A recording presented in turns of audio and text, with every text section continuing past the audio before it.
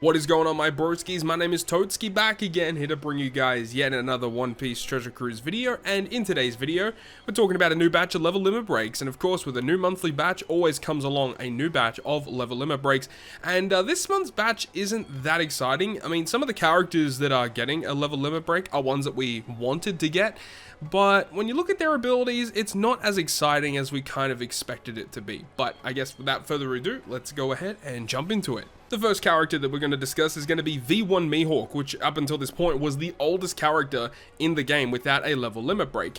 So let's see what they've done here. Now remember, he is a slasher focused captain. He's going to go ahead and reduce the cooldown of slashes by 1, and then also give them a 4.5 attack to a 5.25 times attack boost based on the tap timing of the previous tap. Not a great captain that can be used really in today's day and age, but hopefully the special is a little bit better. Let's move on to the special, which is going to reduce all enemies' defense up by 6. Deals 60% of the total damage dealt from normal attacks in the based on the damage from the previous turn, which is what we've come to expect. But the 6 turns of defense up removal is really strong. It also says that it makes it easier to land perfects for 1 turn and boosts the attack of slashes by 2.5 for 1 turn. Makes Psi, Int, Recovery, and Tandem slots matching for 1 turn. Yeah, that's a little bizarre. I don't understand why he made those slots specifically matching. I think it would have been better if it was just make all slots matching for 1 turn. You know, why not, right? Yeah, it's kind of odd. He is multi-stage special, so stage 1 you can see here is a 4-turn defense up removal, and it basically does the same thing, except it doesn't make tandem and recovery matching, and it's only a 2 times attack boost instead. Like, to be honest, it's not really that amazing. Now, this captain ability does get upgraded if you go ahead and limit break expand him. And the difference is that the lower multiplier will start at 4.75 rather than 4.5.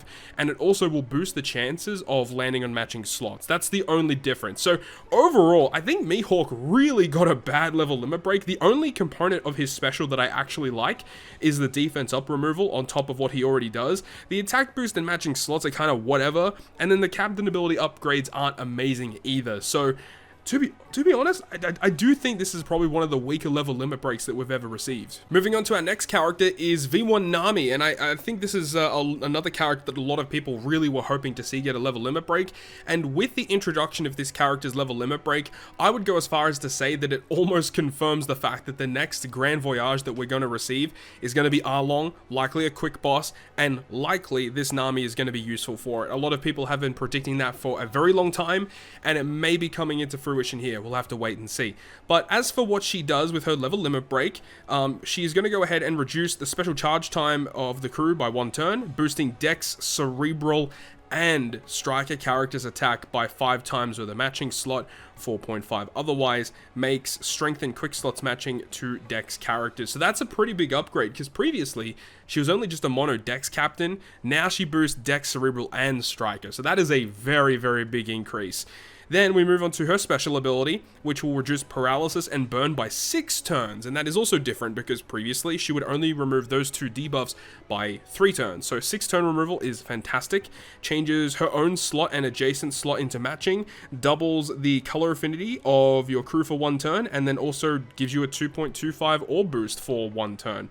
Like, just across the board, I think that she just got a really neat buff. Definitely more exciting than Mihawk comparatively, just because Mihawk really didn't get much. But the fact that Nami now boosts her 2 classes on top of her color, and the multipliers are actually pretty decent, more matching slots is obviously good, and the really good utility part of her special. However, Nami also does get a buffed captain through limit break expansion with a golden key. And with the expansion, the cooldown will go down to -2 turns at the start of the quest, and the attack multipliers do change, where it caps out at 5.25 with a matching slot, and 4.75 otherwise, and then you'll also receive a 1.3 health boost, and then it also will make Strength, Quick, Recovery, and Tandem slots matching. So you do get actually quite a lot with her limit break expanded captain ability with level limit break. So to be quite honest, pretty excited about this character, and I would think that this character is going to be useful in an upcoming Grand Voyage. Moving on, we're going to talk about Robin. Now, Robin is a bit of an odd case because her pre-evolution, her regular 6-star form, has also received a level limit break. So we'll discuss her briefly after we talk about this Robin. But as for what Robin received with her buff, she's going to be boosting Cerebral by 4.5 with a 1.5 recovery boost. And then Cerebral characters' recovery and tandem slots will be counted as beneficial. And 20% damage reduction. And then whenever you activate an attack boosting special, it's going to extend the duration of your attack buff by 1 turn. While it is a unique effect, I don't think this is going to see a lot of play, unfortunately. Moving on to her special though, it's going to give you 1 turn of damage nullification. I don't know why they word it in this way, where all attacks deal no damage for 1 turn. It's just 1 turn of damage nullification. It reduces 6 turns of attack down, which is a brand new buff. This character never had attack down removal before, so that's a really nice change. It also changes adjacent slots through block into recovery, and then boosting Cerebral characters' attack by 2.25 for 1 turn. Remember, if you do use her as a captain, this attack buff will be a 2-turn attack buff, which is pretty neat. If you do run double Robin, it will become a 3-turn attack buff. And after 2 turns have passed, it's going to boost your Cerebral character's attack by 2.5 for 1 turn. So that's actually pretty cool. If you read a little bit further, the captain ability really doesn't matter. But I guess that's why the clock buff is going to be a 2-turn buff, meaning that you can actually get like 2 turns of the attack buff, and then whenever you get the additional attack buff, I wonder if the additional attack buff, the 2.5, will be extended, because technically speaking, it is the clock buff that is actually giving you the attack boost instead. We'll have to wait and see how that actually works out. So honestly, she's pretty good in terms of her special. I don't think it's going to see a lot of play, though. I mean, it essentially only does the attack down. In terms of utility-wise, the attack boost is negligent because you probably want to be using better buffs than what this character gives you, but I guess it is somewhat usable. Now, this is another character that also receives buffs with her Limit Break expansion with a golden key, and the difference with this character is that you actually will get a 5.25 times attack boost when you have a matching slot, and then it's going to be 5 times otherwise, and then you get a 1.25 times health boost on top of everything, as well as making Psi recovery and tandem slots beneficial to the crew, and the rest is the same. So higher attack, health boost, and Psi slots are counted as beneficial when you're using this character as a captain with level limit break and limit break expansion. So decent buffs overall, I would say. And then of course we have the base version of Robin. I do not have her level limit break or anything like that, so I can't see her super buffed captain, but it is somewhat similar, same kind of attack boost and recovery boost, and it will have an additional effect where if the crew applies an orb boost, you extend the duration of your orb boost. So it's kind of like the mirrored version of her super evolution. And then her special ability, 1 turn of damage nullification, reducing 6 turns of bind, which is kind of interesting. And then adjacent slots are changed into recovery, which does not go through block slots. And then you get a 2.25 times orb boost to Cerebral for 2 turns, which with her captain will extend it all the way to 3 turns. So I assume that it's going to be a relatively similar buff, likely more matching slots, likely higher attack boost. Nothing really too crazy there, but overall I think Robin's buffs are overall pretty decent, but it's not a character that I think is going to see a lot of play. The next level limit break we'll talk about is going to be V1 Sanji, which I know a lot of people love this character. They love their chain boosting captains, but I gotta admit, even if this character becomes one of the most broken characters in the game, I just don't see myself ever using him because he is a chain-related captain. Never have been a big fan of them, and honestly, his buffs don't change that for me. Looking at his level limit break though, he does get some pretty interesting stuff for his captain. So if you have 5 fighter characters on the crew, -1 cooldown to the crew, you get a 4 times chain multiplier growth rate, boosting fighter characters' attack by 1.75. I believe previously it was only a 1.5 boost. It could have been 1.75. I actually don't remember off the top of my head. Either way, it gives you a 1.35 health boost as well, reduces damage taken by 10%, tandem and recovery slots are matching, and boost the chances of fighter characters landing on matching slot the lower your health is. So the lower the health, higher the chance of matching slots. When you look at it, it actually it looks pretty decent, but it's the fact that, you know, it's a chain-related captain, which I don't like. If it was one of those flat boosting captains, I think this guy would actually be a pretty good option if you're running mono fighter teams. The thing about fighters, though, is that they are probably the worst class in the game, if not one of the worst classes in the game. They're just not that good when you look at it and you look at what they have available to them. So even with an OP captain, I don't think he's going to be that great. Moving on to his special though, it does 300 times his attack and side damage to a single target, pretty good. He boosts fighter character's attack by 2.5 times for 2 turns, which is actually very good. if you have a tandem or a recovery slot on the captain when you launch the special, he gives you a 1.2 times chain multiplicative buff for 2 turns. That's actually pretty neat. That stacks very well with chain boosting captains. Chain additions are really bad for chain boosting captains, but chain multiplicative characters such as this, that's what you want. He also says that if you have a fighter character as a captain, he decreases chain multiply growth rate and chain locking debuffs by 10 turns. So once again, unfortunately, I don't really think this character is going to see too much play. I mean, to be honest, the special is fine. I don't really see too much issue with that. It's just that the captain ability is not really that usable. Chain multiply captains just have never really taken off in this game. They definitely are underpowered. They can reach really high ceilings, but they're not super usable in a lot of content, unfortunately. The thing I will say, though, is that Sanji, with his level limit break version of his captain, he does get the expanded version with a golden key. And he does get some really interesting things, where, once again, he gives you buffs depending on how many fighters are on the crew. Now, currently it says 5. With expansion, you only need 4 fighter characters, which is pretty cool. He also gives you a -2 turn cooldown at the start of the quest. The chain multiply growth rate by 4, but the attack buff is buffed to 1.85 instead of 1.75. The health boost is buffed up to a 1.5 times orb boost, 10% damage reduction, tandem recovery matching, and the matching slots, of course. And he does make Psy slots matching as a captain as well with the expanded.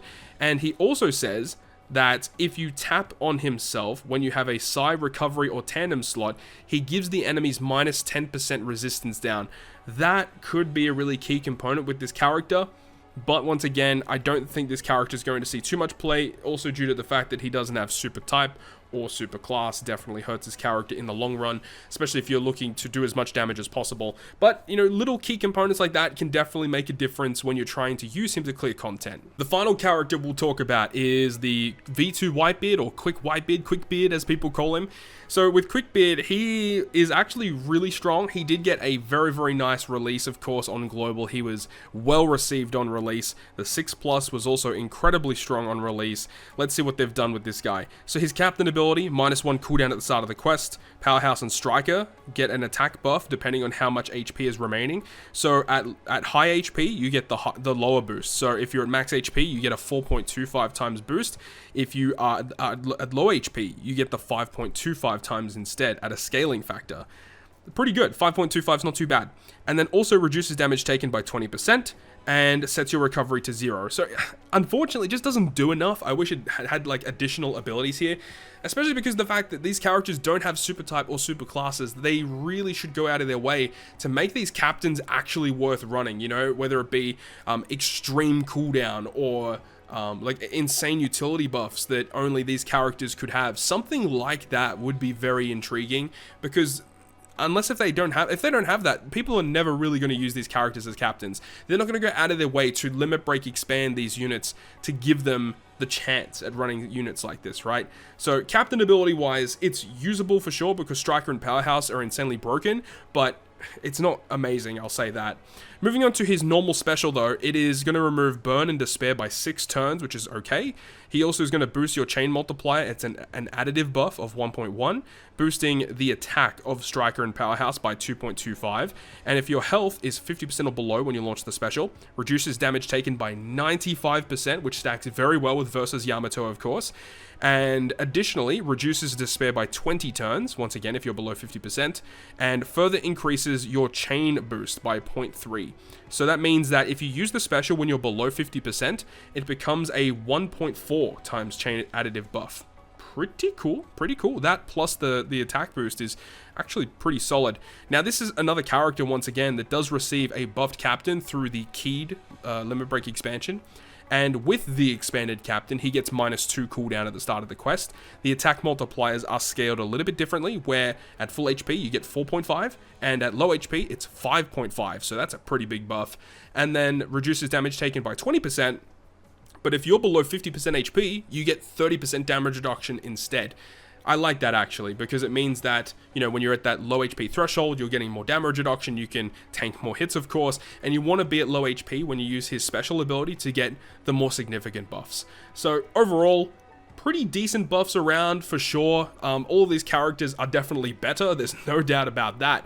It's just unfortunately I don't see too many of these characters actually seeing play. So that's pretty much going to wrap it up for me. In all honesty, I think Nami was the one that I liked the most out of all of these level limit breaks. I think that she's going to be the most interesting moving forward. But I will say that V2 Sanji with the whole fighter buff, he does seem really, really cool, but I'm not a big fan of Chain Captain, so I'm probably not going to be investing too much in that.